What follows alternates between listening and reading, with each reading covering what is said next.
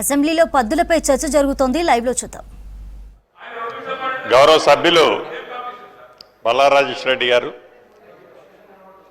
ఆనాటి 10 సంవత్సరాల్లో 2020 చట్టానికి సంబంధించి ధరణి పోటకులకు సంబంధించి అనేక విషయాలు గౌరవ బల్లారాజేశ్వర రెడ్డి గారు మాట్లాడటం జరిగింది.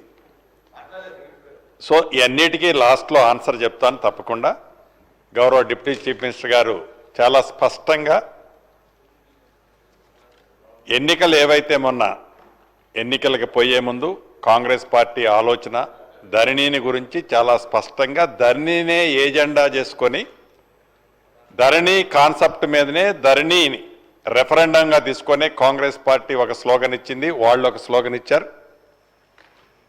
ఫైనల్ కంక్లూజన్ తెలంగాణ ప్రజలు ధరణి బాగుందా బాగలేదా అనే నిర్ణయాన్ని సార్వత్రిక ఎన్నికల్లో ప్రజల తీర్పు స్పష్టంగా చూసాం.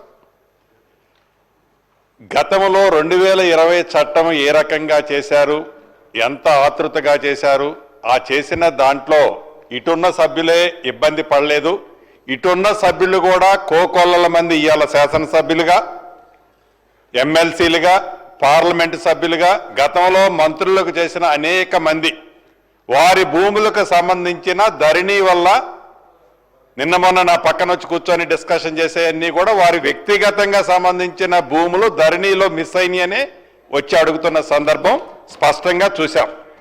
నేను తమరి ద్వారా గౌరవ సభ్యులకు ఒక్కటే చదువుతున్నాను. ఎస్, కాంగ్రెస్ పార్టీ సైంటిఫిక్గా ప్రజల కోరిక మేరకు భూభారత కాన్సెప్ట్తోనే రాబోయే మళ్ళీ సార్వత్రిక ఎన్నికల్లో భూభారత కాన్సెప్ట్తోనే మేము పోతున్నాం. మీరు ధరణి కాన్సెప్ట్తో ఆనాడిపోయి మీరు అదే మళ్ళీ మీది మీరు సమర్థించుకునే పని చేస్తున్నారు తప్ప గౌరవ మా భట్టి గారు చెప్పినట్లు నిజాన్ని ఒప్పుకోకుండా, నిజాన్ని నిజమని చెప్పకుండా అహం అడ్డం వచ్చి మీరు మాట్లాడుతున్నారే తప్ప తప్పకుండా భూభారత్ని చాలా ప్రజల కోసం, ప్రజల సౌకర్యార్థం పబ్లిక్గా అనేక సందర్భాల్లో పబ్లిక్ డొమైన్లో పెట్టి చర్చించిన తర్వాత భూభారత్ తీసుకొచ్చాం. మీరిచ్చే సూచనలు సలహాలు తప్పకుండా మంచివైతే సేకరిస్తాం. మళ్ళీ ఎన్నికల్లో ఈ భూములకు సంబంధించి భూమి ఆసాములకు ఇచ్చే భద్రతకు సంబంధించి భూభారత్ని ఈ మా ప్రభుత్వం ఇదే రెఫరెండంగా మళ్ళీ ఎన్నికలు పోతాం. తప్పకుండా ప్రజలు ఎవరిని ఆశీర్వదిస్తారో చూద్దాం. అధ్యక్ష,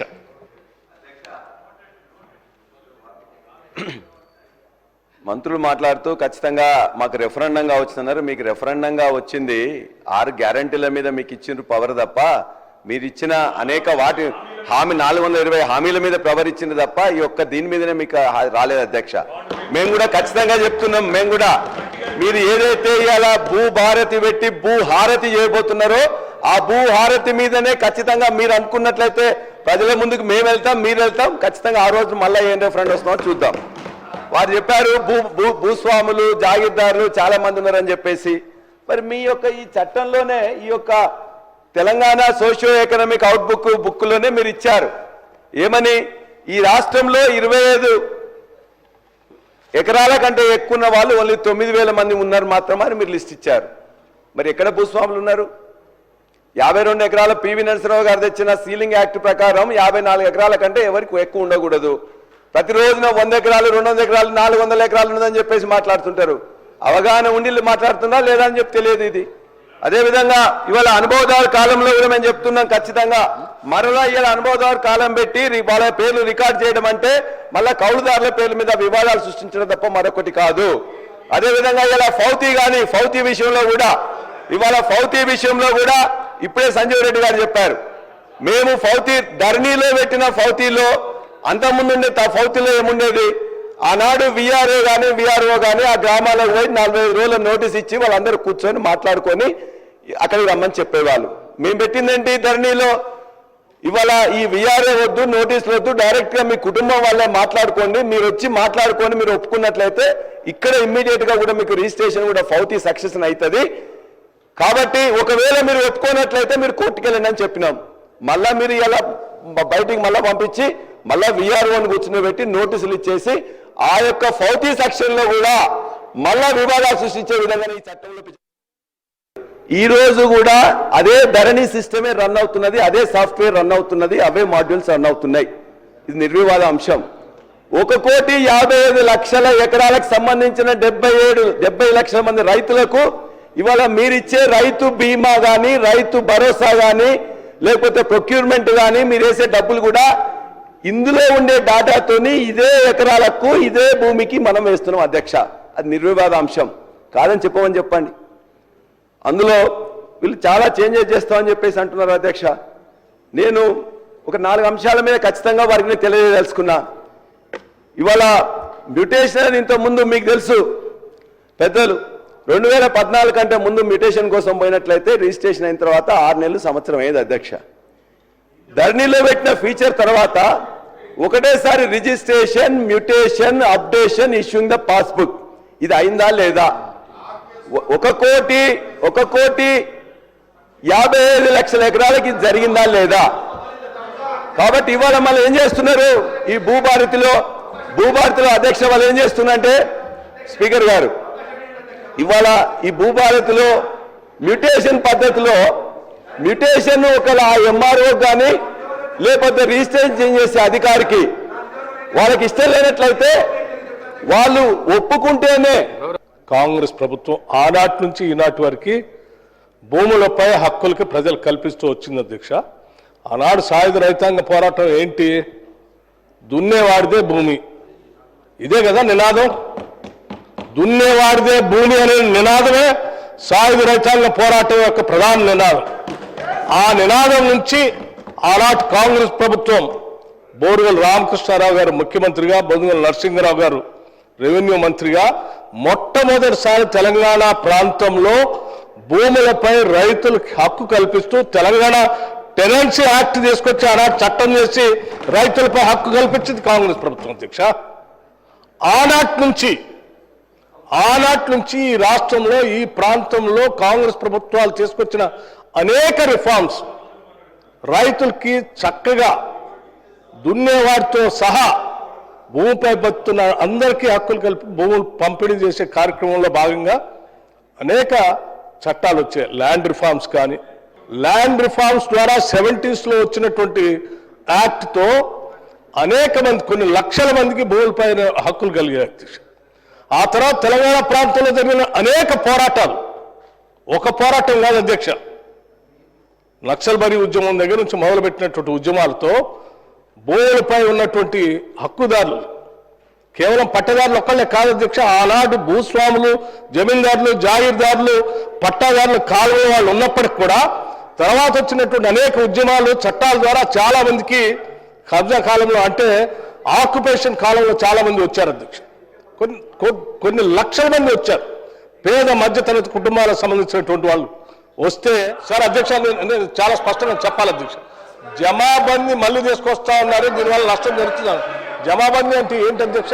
రెవెన్యూ సదస్సులు గ్రామాల్లో ప్రతి సంవత్సరం రెవెన్యూ సదస్సులు పెట్టి గ్రామ సభలు ఏర్పాటు ప్రజల సమక్షంలో ఈ సంవత్సరం ఎవరు భూములు కొనుక్కున్నారు, ఎవరు అమ్ముకున్నారు, ఏ పంట వేశారు, ఎవరి దగ్గర ఏ భూమి ఉంది, ఏ పంట ఎవరు ఏ స్థాయిలో వేశారని చెప్పి ప్రతి సంవత్సరం ఆ గ్రామంలో రెవెన్యూ సంబంధించిన బదలాయింపుల గురించి కూడా రెవెన్యూ రికార్డ్స్ అప్డేట్ చేస్తూ ప్రజల సమక్షంలో చేసే ఒక కార్యక్రమం అధ్యక్ష. ప్రజల సమక్షంలో జమాబందీ అని రెవెన్యూ సదస్సు పెట్టి చేయటం కరెక్టా, లేకపోతే 4 గోడల మధ్యలో అడ్డగోలుగా ధరణి చట్టం తీసుకొచ్చి అందులో ఎంట్రీ చేసుకోవటం కరెక్టా? ఏది కరెక్ట్ అధ్యక్ష? ఏది కరెక్ట్?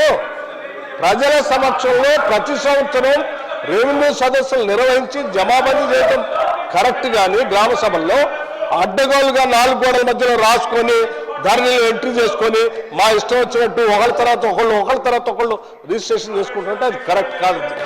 జమాబందీ గురించి ముందు అవగాహన చేసుకోవాలని చెప్పండి, జమాబందీ అంటే ఏంటని. ఒక్కసారి రాజేశ్వర రెడ్డి గారు ఒక్క మాట ప్లీజ్, ఒక్క మాట. ఇప్పుడు మనకు ఒక ప్రొసీజర్ నడుస్తున్నది. ప్లీజ్ కౌశిక్ రెడ్డి గారు ప్లీజ్, మీరు అట్లా డైరెక్ట్ మాట్లాడొద్దండి దయచేసి. ఒక నిమిషం కేటీఆర్ గారు, లేదు నేను చెప్తున్నా, నేను ఒకటి చెప్తున్నా కాదండి. కేటీఆర్ గారు నేను మాట్లాడతానన్నప్పుడు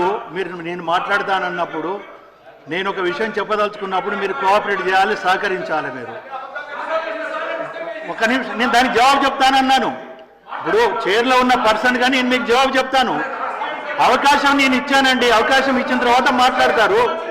మీరు కేటీఆర్ గారు నేను చెప్తాను మీకు జవాబు అన్నాను. ఇప్పుడు మీరు వినదలుచుకోలేదా చెప్పేది? నేను చెప్పేది వినండి. రాజేశ్వర రెడ్డి గారు మాట్లాడిస్తున్నా కదా, నేను మైక్ ఇచ్చిన దానికి జవాబు చెప్తానంటున్నా. నేను మైక్ ఇచ్చాను, నేను జవాబు చెప్తాను మీకు. నా జవాబు వినకుండా ఎట్లా మాట్లాడతారు మీరు? కౌశిక్ రెడ్డి గారు ప్లీజ్ కూర్చోండి. రాజేశ్వర రెడ్డి గారు, పల్లె రాజేశ్వర రెడ్డి గారు ఒక్క నిమిషం నాకు జవాబు చెప్పనివ్వండి, నన్ను జవాబు చెప్పనివ్వండి అన్నాను. నేను ఒకటే విషయము, నేను కూడా 94లో నుండి శాసనసభలో ఉన్నాను. నాకు శాసనసభ ప్రొసీడింగ్స్ గురించి తెలుసు. ఎప్పుడైనా మంత్రులు లేచి ఇంటర్వ్యూన్ కావాలి అన్నప్పుడు స్పీకర్గా అవకాశం ఇచ్చే బాధ్యత ఉన్నది.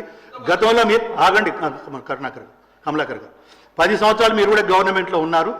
మీరు ఆ రోజు నిర్ణయించిన స్పీకర్ యొక్క ప్రొసీడింగ్స్ కానీ ఆ రోజు నిర్వర్తించిన విధానం కూడా మీరు చూడండి. మీకు తెలియంది కాదు, మీరు సీనియర్సు, మీరు ఎల్ఏగా మినిస్టర్ కూడా చేశారు. మినిస్టర్స్ ఎప్పుడు లేచినా కూడా డెఫినెట్గా అవకాశం ఇవ్వాల్సిన బాధ్యత చేరుకున్నది. అది లెక్క పెట్టరు, దానికి లెక్క పెట్టరు. మీకు తెలియని విషయం కాదు, మీరు ఎందుకు అనవసరంగా మమ్మల్ని ప్రెషర్ చేస్తారు? No, it's not correct. Please Rajeshwara Reddy garu, మీరు దయచేసి ఒకటే నేను రాజేశ్వర రెడ్డి గారు కోరేది, ప్రొవకేషన్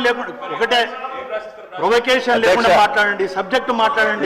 నేను ఒక్క మాట అధ్యక్ష, మీరు పెద్దలు, మీరు చాలా సీనియర్ శాసనసభ్యులుగా ఉన్నారు, మీ అందరికీ తెలుసు.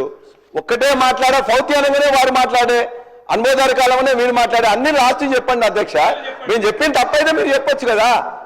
నేను చెప్తున్నా కట్టుబడిన అధ్యక్ష, మీరు చేస్తున్న ఈ భూభారతులు భాగంగా చేస్తున్న అవన్నీ కూడా సరైనది కాదు.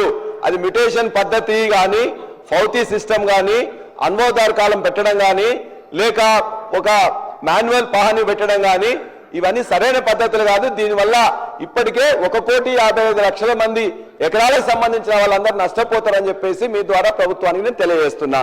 అదేవిధంగా పోడు భూములకు సంబంధించింది కూడా గత ప్రభుత్వంలో 4,06,369 ఎకరాలకు సంబంధించింది టైటిల్ డీడ్స్ ఇచ్చినాం. ఇంకొంతమంది వాళ్ళు ప్రస్తుతం ఎదురు చూస్తున్నారు.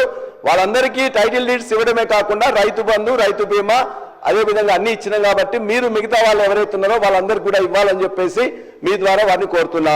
ఇప్పుడు మీరు విలేజ్ అడ్మినిస్ట్రేటివ్ ఆఫీసర్స్ అని తీసుకుంటున్న సందర్భంగా విఆర్ఏల కోసం ఆనాడు దరిదాపుగా 20,550 మంది విఆర్ఏలు ఉంటే జీవో నెంబర్ 81, జీవో నెంబర్ 85 ద్వారా 2023 జూలైలో 16,758 మంది విఆర్ఏలను తీసుకున్నారు. వాళ్ళకి జూనియర్ అసిస్టెంట్గా కానీ, లేకపోతే రికార్డ్ అసిస్టెంట్గా కానీ, ఆఫీస్ సబార్డినేట్ కానీ వాళ్ళ ఎడ్యుకేషన్ బట్టి చేసిండ్రు. నేను కూడా ఆనాడు CCLA ఉన్న నవీన్ మిట్టల్ గారితో పాటు నేను కూడా కమిటీలో ఉన్నాను. వాళ్ళందరిలో మిగిలిపోయిన వాళ్ళు 3,797 మంది 61 సంవత్సరాలు పైబడి ఉన్నారు. మీకు తెలుసు ఊర్లలో మస్కూర్ అని, నీరట్ అని రకరకాలుగా వాళ్ళ కుటుంబాలు 60 అయినా, 70 అయినా, 80 అయినా, 90 అయినా చనిపోయే వరకు కూడా వాళ్ళే చేస్తారు.